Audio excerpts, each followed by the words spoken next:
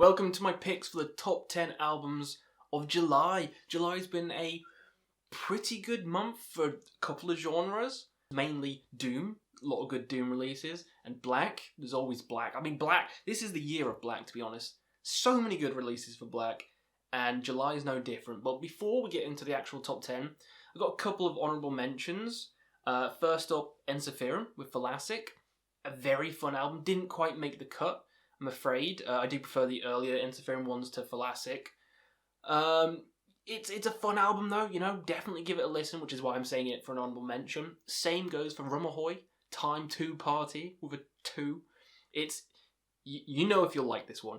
If you don't like Ailstorm, if you don't like fun, you'll not like Rumahoy. But for me, it made me laugh the entire fucking way through. Like, the lyrics are so fucking stupid. There's a song which is like 7 minutes long about him trying to find girls for oral, and then halfway through the song he just stops and goes, "Wait a second, someone stole my fucking hat," and then just starts shooting everyone. Stuff like that. Amazing. So Rumahoy, Time to Party, if you love dumb shit, amazing album. And also Imperial Triumphant. They have an album which people would love. It's going to be on a lot of people's lists. Maybe high, maybe number one. For me, don't really like it. It's similar sound to like Gorguts, which I'm not a big fan of. It's like overly jazzy, but if you do like that sound, like black metal infused with jazz, with strange time signatures, strange passages, strange vocals even, just a strange fucking album. It wasn't for me, but I'm going to put it in the recommendations anyway, because I'm not biased. You should definitely check it out, because I feel like for some people, they're going to gravitate towards this, and it might be the top album of the month. It might be number one for a lot of people. For me, there's other black metal albums this month which were way better for me. So let's get into the actual list with number 10. So number 10 we have Spirit Possession with their album Spirit Possession. Let's listen.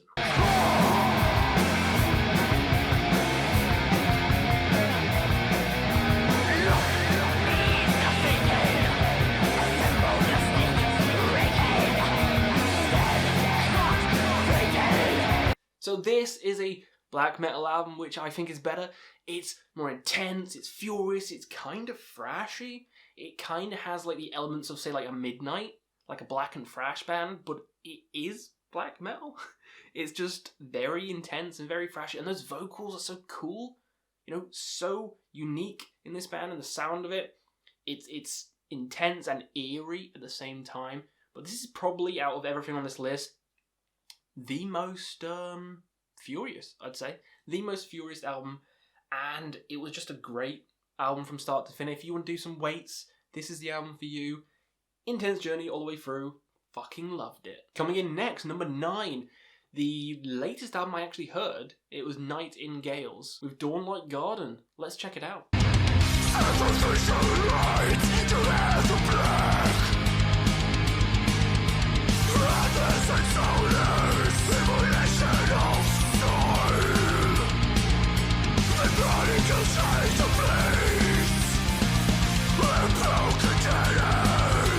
So this one is similar to like At the Gates, which I'm wearing at the moment. It's similar sound to that. I mean, from the snippet you just heard, even the vocals sound fucking similar. This is melodic death metal done right. This is fantastic.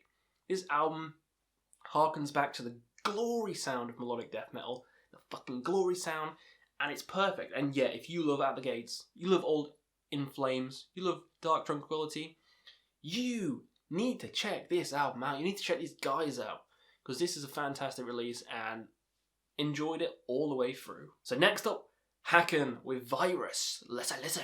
I don't wanna talk about it anymore, so sick of these questions, I've heard them before. I don't know what it is you want to hear, the more I stare, the less becomes clear. So Prog is making it onto the list. Since when was Prog in any of my other fucking top 10s of the month? I think, like, the only other prog album this year I really enjoyed was Caligula's Horse. That's, like, the only one. Green Carnation was pretty good as well. But those are it. Like, prog has not had a good year. Last year, prog was fucking amazing. Tool, Opeth, Dream Theater. I mean, come on. Come on.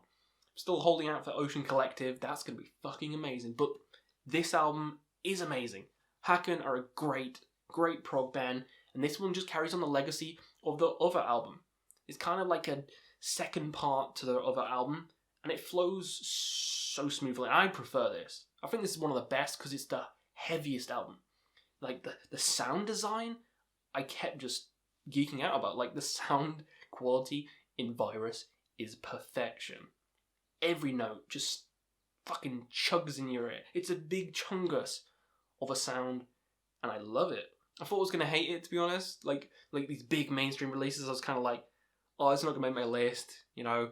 It's not going to make my list. But then I listened to it and I was like, you know what? Fuck it. It's making my list. It's fantastic. Well worth the praise. And here it is. Next up, Judicator with The Last Emperor.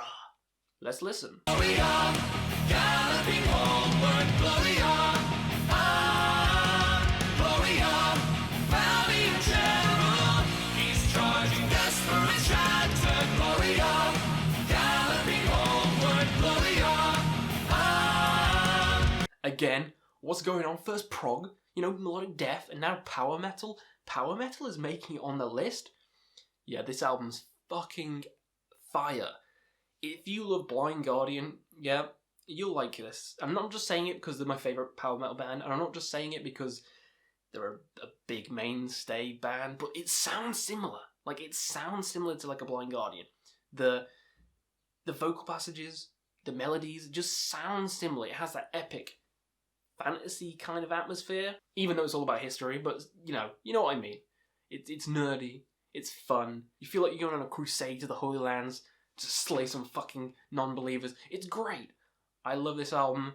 Like, the vocals especially, top notch. And it starts off with a massive song as well, so massive props to Judicator. Really fun album. Next up, Lantern with Dimensions. Let's listen.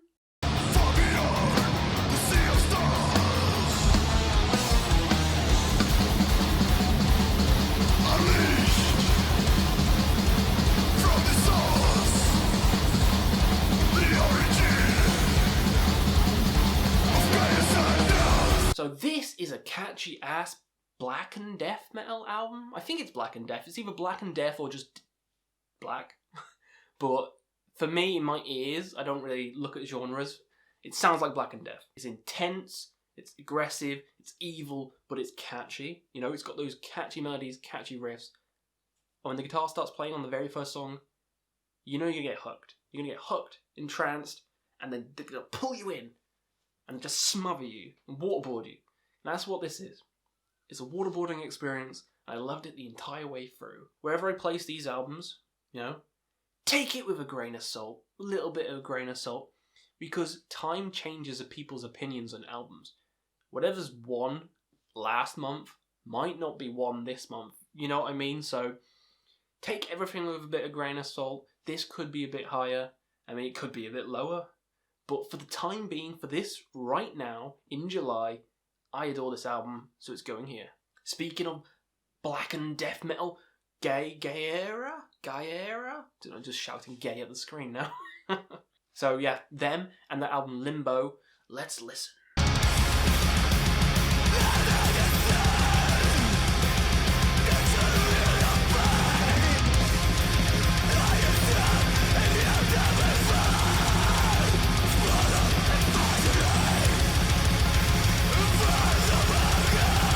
So this is getting lots of buzz, lots of hype, and it's well worth it, you know?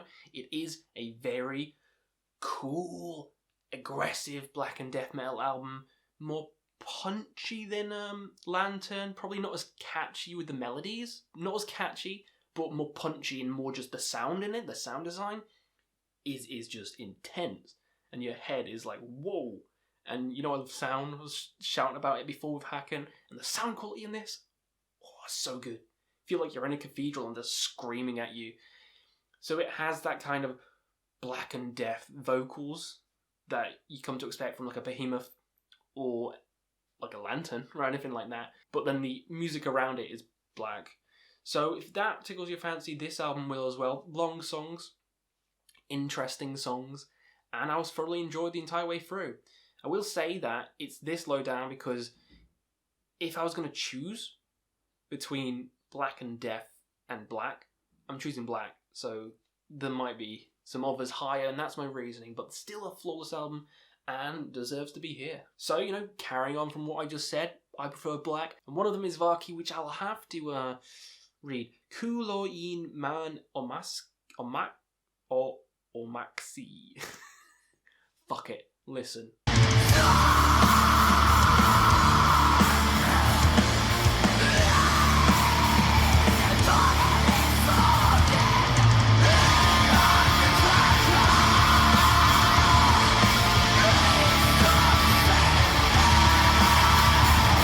So yeah, I prefer this. I much prefer this, actually. Like, there's a big step in my preference, because this one, the singing, there's harrowing shrieks instead of the there's more like ah, and I love that more.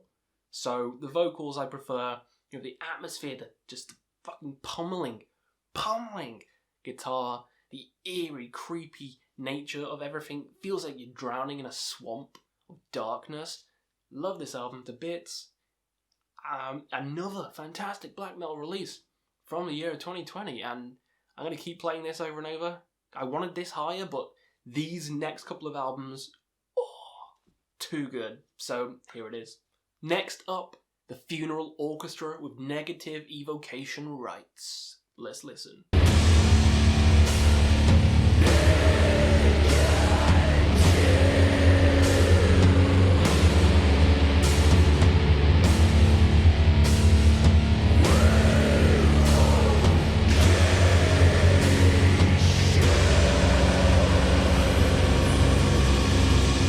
Funeral Doom making a return, and this one is amazing.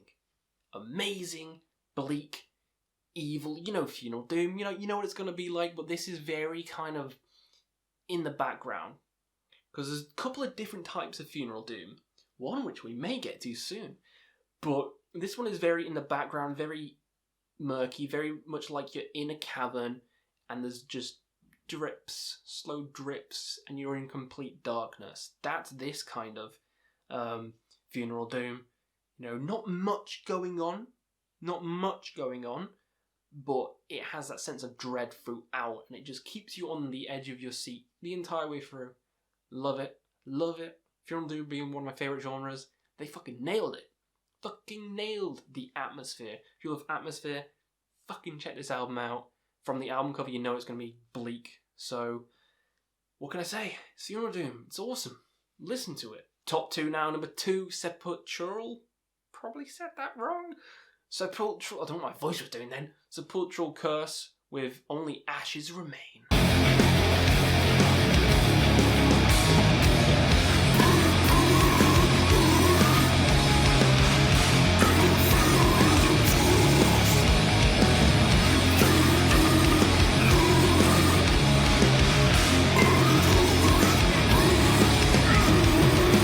Death metal, we got some death metal in your ass. This one is so fucking good. This is one of the best death metal releases of the year for me personally. I adore this one. This is gonna go high on my end of the year list. Like, this just the riffs are catchy, the vocals, they're just in your face. It's like beating you to death with his voice. It's just amazing. You know, cover art amazing, the vocals amazing, the heaviness. Just the heaviness, amazing. Every song is a banger, every song is catchy. If you just want an amazing death metal album, not melodic, pure death, you should check this album out, because it will rip your face off and wear it and then headbang with your own skin. And if that sounds awesome, listen to this fucking album. So coming in number 1, my favourite album of July 2020, Convocation with Ashes Coalesce. Let's listen.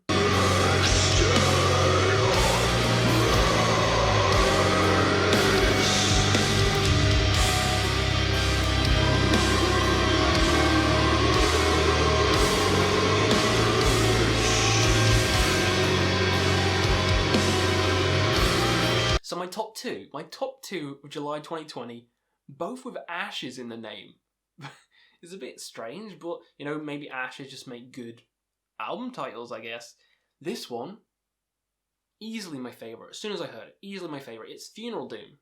You know? 2 amazing Funeral Doom albums this month. This is the best though. Like, I love the atmospheric qualities of the Funeral Orchestra.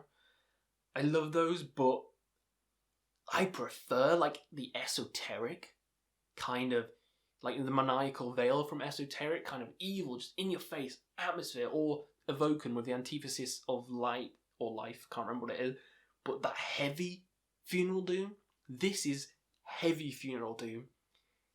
Interesting melodies, interesting riffs within Funeral Doom, and that's hard to do.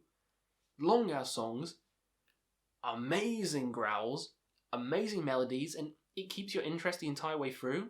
For a Funeral Doom band, you gotta give it fucking credit for that. Gotta give it credit for that, like fuck. They're easily number 1. There was no doubt about what was number 1 this month. Convocation.